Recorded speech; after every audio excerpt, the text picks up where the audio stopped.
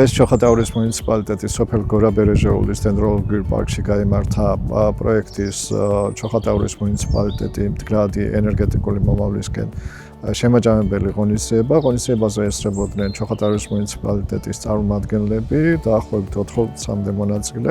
მათ გაგვიზიარეს ამ პროექტის ფარგლებში მიღწეული წარმატებების შესახებ ინფორმაცია, ასევე რა გამოწვევები იყო პროექტის განხორციელების პროცესში. მოკლედ შეჯამდა ამ პროექტის მიმდინარეობა, რა სიკეთე მოუტანა მან ჩოხატაურის მუნიციპალიტეტის მაცხოვრებლებს. My task was to show the participants how to calculate savings, potential savings, and return of investment rate. In fact, it's not only the calculations, but I think my task was also to show them that numbers and digits do not have to be boring and do not have to be dangerous. I was, in fact, surprised how they got involved into calculations, how they were satisfied with the outcomes, with the results, and how they were happy when the result was correct.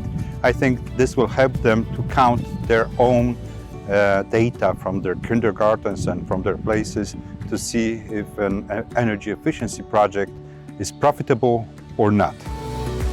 ვისწავლე განსხვავება არსებულ ელექტროენერგიასა და ენერგოეფექტურ ენერგიას შორის, რომელიც გვაძლევს მკვეთრ სხვაობას. ვისწავლე მისი გამოთვლის ტექნიკა, რაც ჩემთვის ძალიან საინტერესო იყო და სამომავლოდ გეგმა გამოვიყენო როგორც ოჯახში, ასევე მივესალმები იმასაც, რომ იქნება გამოყენებული ბაღებსა და სკოლებში.